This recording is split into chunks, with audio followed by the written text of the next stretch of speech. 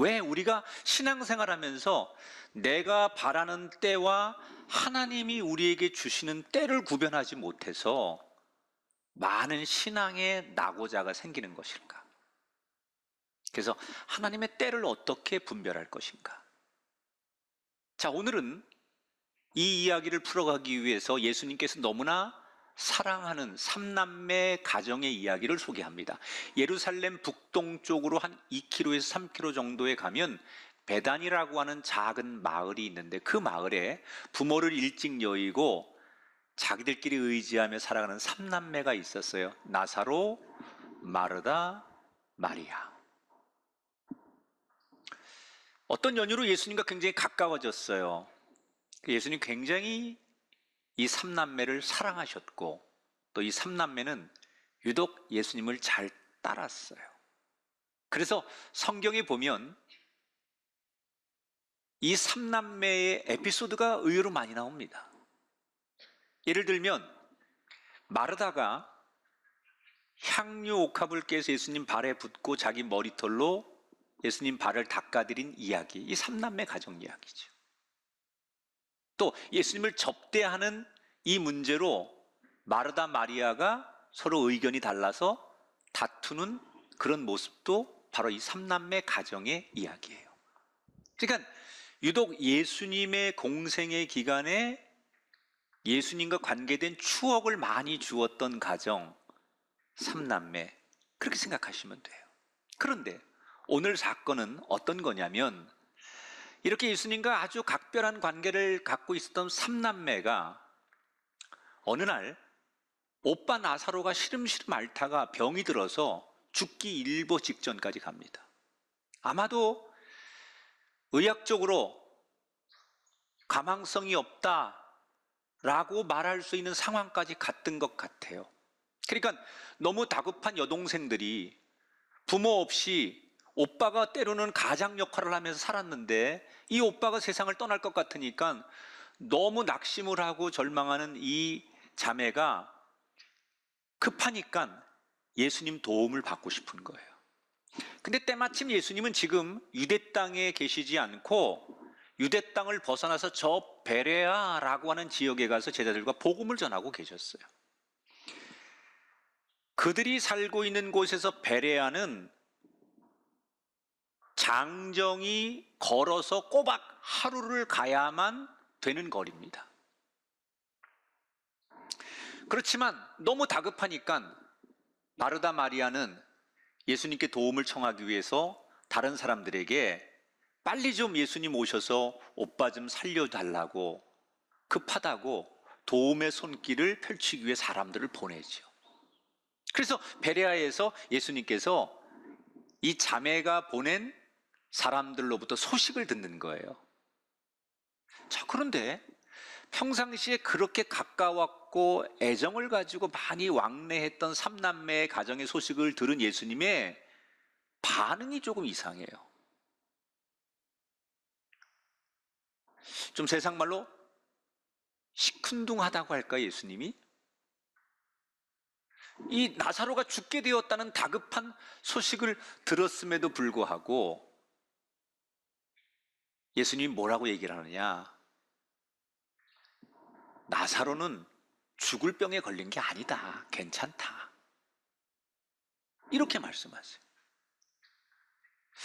한쪽에서는 지금 죽어갑니다. 그래서 예수님이 필요합니다. 라고 소식을 전하는데, 정작 예수님은 나사로는 죽을 병에 걸린 게 아니고 다 이번 일은 하나님과 그의 아들이 영광을 얻기 위함이다. 이렇게 얘기를 했어요.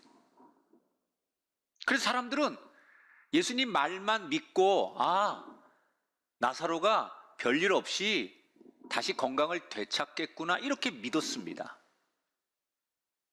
그런데 사실은 예수님이 그렇게 말하고 얼마 안 돼서 나사로는 죽거든요.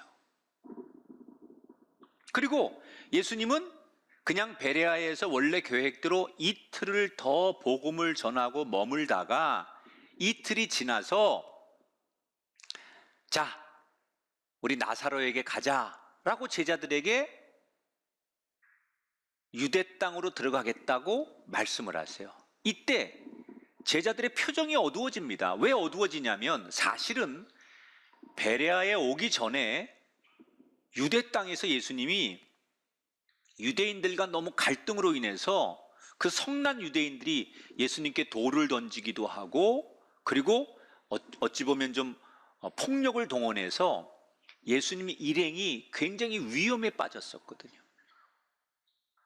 그런데 그래서 지금 베레아에 와서 그들과 떨어져서 복음을 전하며 안심하고 있는데, 다시 예수님께서 그 위험한 곳으로 가겠다고 하니까 제자들이, 선생님, 그 위험한 곳으로 지금 꼭 가셔야 됩니까? 안 갔으면 좋겠다는 거죠. 이때 예수님께서 뭐라고 말씀하시느냐? 꼭 가야 되는 이유가 있는데 지금 나사로가 잠들어 있기 때문에 내가 깨우러 가야 한다, 이렇게 말씀하세요. 근데 성경을 여러분들이 이렇게 읽으면 아까는 예수님이 나사로가 괜찮을 거다 이렇게 말씀하셨는데 지금은 또 나사로가 잠자고 있는 걸 내가 깨우러 가야 된다 이렇게 말씀하시니 도대체 뭐가 맞는 거야? 근데 이거는 예수님의 입장에서는 나사로가 잔다는 것은 죽었다는 걸 말하는 거예요. 예수님은 부활의 첫 열매가 되시죠. 예수님이 이 땅에 오신 이유는 사망을 이기기 위해 오신 거예요. 그래서 모든 사람들을 대표해서 인류 최초로 죽음과 사망을 이기시고 부활의 첫 열매가 되시죠. 믿으십니까? 그래서 예수님 입장에서는 죽음을 잠에서 깨어난다라는 표현으로 하실 수 있는 거고, 이 표현은 인간에게는 죽음이라는 표현, 잔다라는 표현이 인간에겐 죽음이고 예수님에겐 그냥 깨운다라는 표현으로 그렇게 같은 의미지만 다르게 표현하는 거예요. 자, 제자들은 도대체 예수님 무슨 말씀을 하는지 이해를 못하는 거예요. 그냥 단순하게 생각하죠. 아, 예수님이 나사로가 죽었다 그러는데 워낙 각별했던 사이니까 애도하기 위해서 조문을 가자고 하나 보다, 이런 생각을 합니다. 그래서 처음에는 반대했던 제자들이 굳이 선생님이 유대 땅으로 다시 들어간다는데 혼자 가실 수는 없으니 도마를 비롯한 제자들이 우리가 예수님 모시고 죽음을 각오하고라도 가자. 그래서 용기를 내어서 제자들이 예수님과 함께 나사로가 있는 유대 땅으로 들어가는 거예요. 자, 드디어 나사로의 가정에 다 도착을 해서 제일 먼저 만난 사람이 누구냐? 마르다예요. 마르다가 제일 먼저 예수님이 온다는 얘기를 듣고 뛰쳐나옵니다. 그러면서 너무 슬피 울죠. 오빠가 죽었는데 이미 장례를 치렀어요. 근데 예수님이 뒤늦게 나타나시니까 반가움과 섭섭함과 오빠를 잃은 감정, 이런 것들이 막 교차하면서 정말 펑펑 울기 시작하는 거예요. 그러면서 겨우 감정을 추스려서 첫 마디를 뭐라고 던졌느냐? 예수님이 여기 계셨더라면 우리 오빠가 안 죽었을 거예요. 예수님께서 지금 이 마르다를 만날 때는 이미 나사로가 죽은 지 4일째 되는 날이에요. 마르다가 이미 오빠가 죽었는데 예수님이 여기 계셨다면 우리 오빠가 안 죽었을 텐데, 그 말을 예수님께 표현을 합니다. 그리고 조금 뒤에 동생인 마리아를 만나서도 마리아도 똑같은 얘기를 해요. 자, 여러분, 마르다와 마리아가 주님의 때를 구별하지 못하는 이유가 뭘까요? 조급함이에요, 조급함. 우리가 믿음을 그렇게 정말 믿음 생활 잘하던 사람들도 우리의 믿음이 전혀 작동하지 않는 때가 있어요. 그때가 언제인 줄 아십니까? 조급해지기 시작하는 거예요. 지금 마르다하고 마리아가 사실 이 본문에서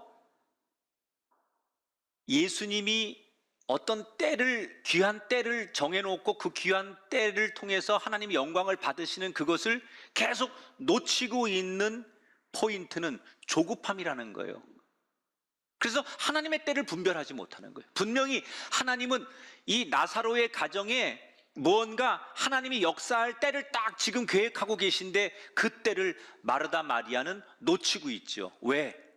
자기들이 정해놓은 때에 하나님이 응답하시고 예수님이 나타나지 않으셨기 때문에 하나님의 때를 전혀 분별하지 못하는 거예요.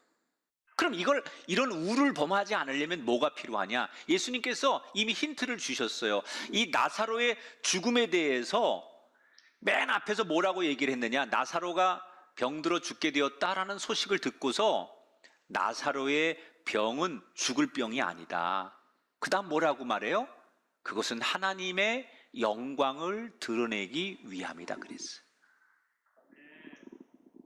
자, 이게 굉장히 중요한 얘기예요. 우리가 하나님의 때를 분별하는 기준은 딱 한 가지여야 돼요. 그 시간이 하나님의 영광을 드러내는 시간인가를 확인하는 거예요. 심지어 예수님은 나사로의 죽음이 감사할 일이다라고까지 말씀하셨어요. 이것이 그들에게 어려운 것은 사실이지만 이 일을 통해서 많은 사람들이 하나님의 영광을 보고 예수님을 믿게 될 것이다 라는 것 때문에 그렇게 말씀하셨어요. 여러분, 우리에게 진짜 믿음이 필요한 것은 바로 이 때를 위함이에요. 우리가 하나님의 때가 언제일까를 정확하게 10번이고 100번이고 실패하지 않고 구별하는 방법은 하나님의 영광의 때인가? 지금이 하나님 영광 받으시 가장 좋을 때인가? 이걸 보면 이 사람은 틀림없이 하나님의 때를 놓치지 않아요. 그러면 우리가 뭘 해야 되느냐?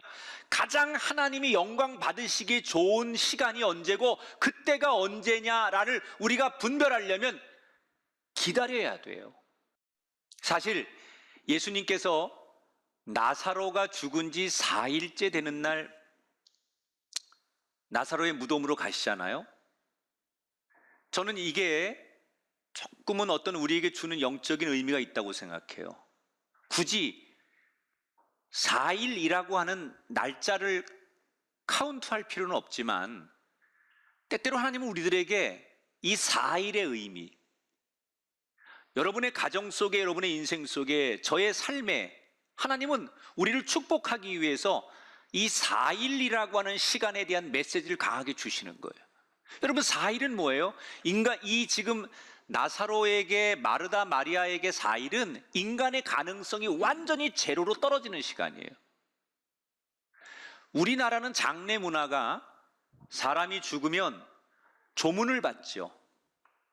그리고 다 3일장이고 조문을 받은 다음에 3일 정도 뒤에 장례를 치르죠. 근데 유대 문화는 거꾸로입니다. 너무 날이 덥기 때문에 시신이 금방 부패해요. 그래서 사람이 죽으면 당일날 장례를 치르고 나서 사람들의 조문을 받습니다. 장례 치르고 나서. 그러면 장례를 치르고 4일이 지났다는 얘기는 어느 누구도 그 당시 사람들이 이 사람이 살아날 가능성, 일어날 가능성, 이미 사람의 시신이 완전히 썩어서 냄새가 나고 흉측해지는 이 4일은 인간의 모든 가능성이 포기되는 시간이에요. 어떤 희망의 근거가 없는 날이죠. 그때 예수님이 오시는 거예요. 그러니까 이건 인간이 할 수 없는 거예요. 오직 하나님만 하실 수 있는 일이에요. 성경에 보면 예수님이 그 사복음서에 직접 눈물을 흘리셨다라는 이 기록이 많지 않아요. 그런데 오늘 성경에 마르다 마리아가 슬피 울 때 예수님께서 그들의 아픔을 공감하시며 함께 우셨다 그랬어요. 근데 여러분, 같은 자리에서 같이 울었지만 이 눈물의 의미가 전혀 달라요. 마르다와 마리아는 절망의 눈물 아닙니까? 섭섭한 감정의 눈물 아닙니까? 그런데 예수님의 눈물은 그들의 아픔을 공감하고 어루만지면서도 그 예수님의 눈물은 다시 그들의 가정을 회복하고 그들의 인생을 회복하는 눈물이에요. 이렇게 공감하시고 함께 울어주며 회복의 눈물을 흘리신 예수님께서 나사로의 무덤 앞에 서십니다. 그리고 한참을 그 무덤 앞에서 무언가를 골똘히 생각하시다가 드디어 입을 여시죠. 이 무덤을 가로막고 있는 돌을 옮겨라. 여러분, 지금 이 돌을 옮겨라 라고 하는 이 말 속엔 예수님과 무덤 안에 있는 죽음 사이에 뭔가 가로막고 있는 장애물을 치우는 거 아닙니까? 우리가 하나님과 우리 사이를 가로막고 있는 장애물들이 얼마나 많습니까? 우리가 하나님의 은총을 누리기 위해서 하나님과 나 사이에서 만나야 될 길 사이에 우리를 가로막고 있는 것들이 얼마나 많습니까? 사실은 우리를 하나님 앞에 나가지 못하도록 가로막고 있는 세상적인 우리의 감정, 상처, 분노 내지는 우리가 만든 아주 잡다한 것들이 하나님 앞에 가로막혀 있는 것들을 옮기는 과정이 있을 때 비로소 하나님을 보게 되고 하나님의 음성과 뜻을 분별하게 되는 거예요. 자, 예수님께서 이 무덤을 가로막고 있는 돌을 옮겨라 그랬더니 마르다가 근심 어린 표정으로 예수님께, 예수님, 지금 저 무덤 안에서 시체 썩는 냄새가 코끝을 찌르고 있습니다. 근데 그게 마르다만 그런 게 아니라 거기 있는 모든 사람들이 코를 막을 정도로 이미 무덤 안에 있는 나사로의 시신이 썩어서 악취가 무덤 밖으로 나오고 있는 거예요. 죽은 사람의 시신을 다시 꺼낸다. 이건 굉장히 불쾌한 거죠. 불명예스러운 거죠. 그러니까 마르다가 예수님이 돌 무덤을 옮기고 나사로의 시신을 꺼내려고 하는 것을 알고 이제 와서 그런들 무슨 소용이 있습니까? 반대를 하는 거예요. 이때 예수님께서 마르다에게 조금 단호하게 말씀하세요. 내가 믿으면 하나님의 영광을 볼 것이라고 내가 말하지 않았느냐. 그리고 예수님은 계속 그 돌을 옮기라고 해요. 사람들이 그 돌을 옮기자 예수님이 지체 없이 그 캄캄한 무덤 안을 향하여 아무것도 보이지 않고 썩은 냄새만 진동해서 흘러나오는 그 무덤을 향하여 예수님이 나사로야 나와라 라고 선포하세요. 이 선포가 끝나기 무섭게 나사로가 그 컴컴한 무덤에서 밖으로 걸어 나와요. 여전히 그의 손발은 배로 묶여 있었고 얼굴은 수건으로 가려진 상태였지만 나사로는 분명히 예수님의 음성을 듣고 죽음에서 살아나서 무덤을 걸어 나오게 돼요. 여러분, 이 사실을 어떻게 믿으라고 이런 얘기를 하느냐? 도대체 우리의 상식이나 우리의 논리로 지금 목사님이 하는 이 이야기를 우리가 어떻게 믿을 수 있습니까? 여러분, 그렇게 얘기하고 싶죠, 지금?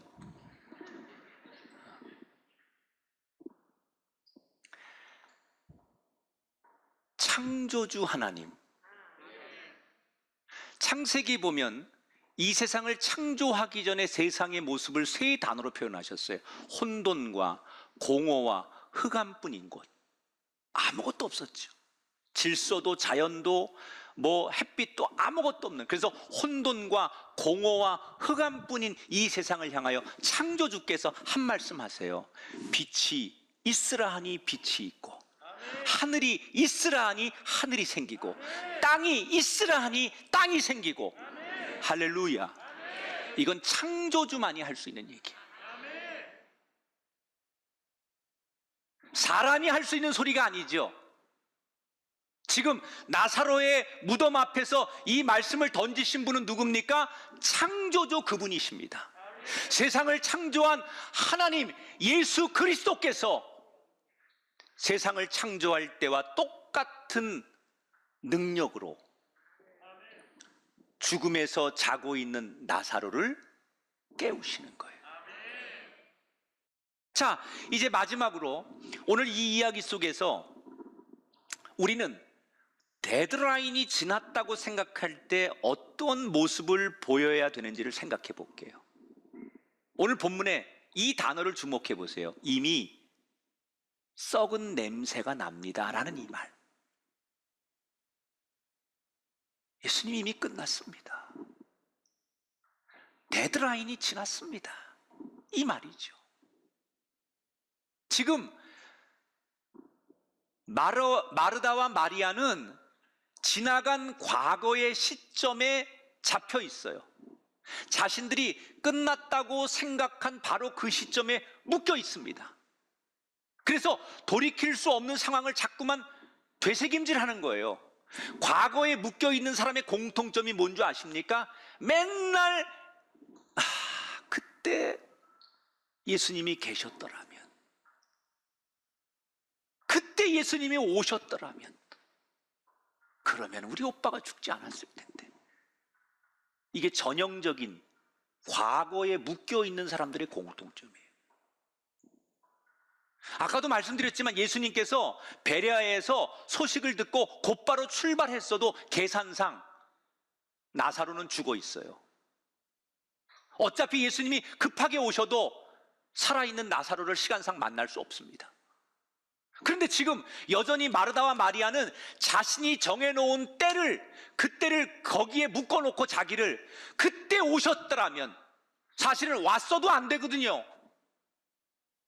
그런데 자기들은 여전히 그때에 자기들을 묶어놓고 예수님이 내가 부활이고 생명이다라고 말씀하셔도 소용이 없는 거예요.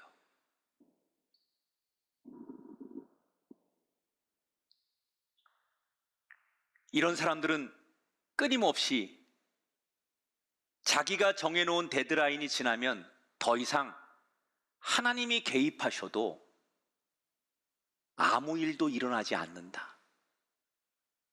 만약에 저와 여러분의 인생 속에 우리가 정해놓은 데드라인이 지났기 때문에 하나님의 은총, 하나님의 도움이 더 이상 불필요하거나 불가능하다고 생각한다면 우리는 신앙생활을 하는 게 아니라 종교생활을 하는 거죠.